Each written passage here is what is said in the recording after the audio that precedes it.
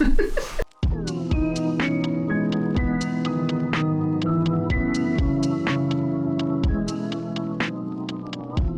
and welcome to our third edition of the review of the Studio Ghibli movies.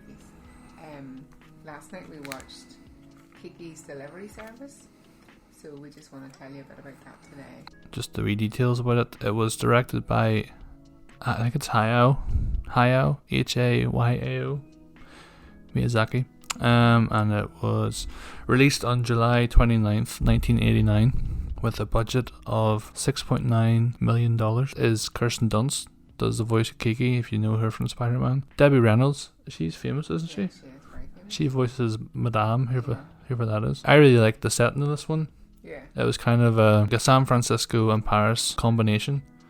So you had like San Francisco was the trams going down the hills, and then well, you could tell from the start because when she was flying to the place, there was like that stereotypical French music that you could hear.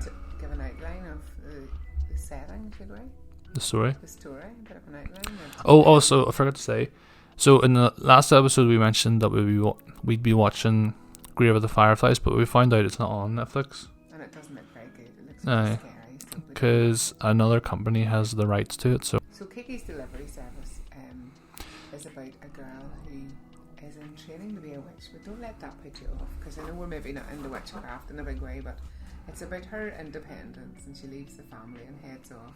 So we don't want to ruin the story for you, but it's about her independence and about the testing of friendships and people who help her out along the way. It's got excitement. It's again a good family movie, and what I like about these are there's something the whole family can sit down and watch together. It's not just for adults or for kids, although there are different things at different levels. Yeah, I like this one as well. I liked Kiki as a character, and her friend, who we called Wally because he looked like where's Wally? He's called Tombo, I think. Tombo, but he looked like Wally. I really like Gigi, which is the Kiki's cat. Yeah, the cat was cool. Yes, Kiki's cat had the least storyline almost. Like, does that make sense? It seemed a wee bit slow at times, and I think the drama didn't really come till about 4/5 of the way through the that was story, kind of just the last 10 minutes. No drama in this, and then it sort of happened. Aye. But yeah, it was good, and some interesting characters, and the cat was great. The cat was funny. This one probably had the best comedy, I think. Yeah. We laughed quite a few times. Yeah. I think I enjoyed the setting of this one the most. Okay. It was cool, the hybrid between the American culture and European culture, I suppose. And at the start we were trying to work out where it was set. Aye. Because even though it's a Japanese company, it sort of seemed like it might have been States or Europe. So there's a bit of guessing going on, and then we realised it was probably some fantasy land. Aye. So what about scores for this one, Mark? What would you give it? Scores. Storyline 7. I think it just didn't have as much going on as the other ones. Characters a 9, I think.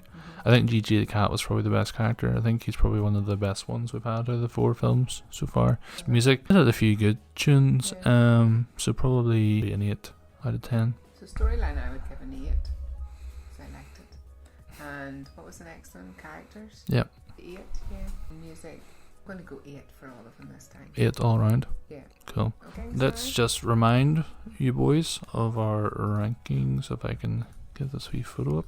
Okay, so in third place, I had Castle in the Sky. Second, Spirited Away. And then number 1, I had My Neighbor Totoro. Mum had third place, Spirited Away, Castle in the Sky. And then she also had My Neighbor Totoro in first. And I think this is where the fun part comes in, trying to rearrange them as we watch more.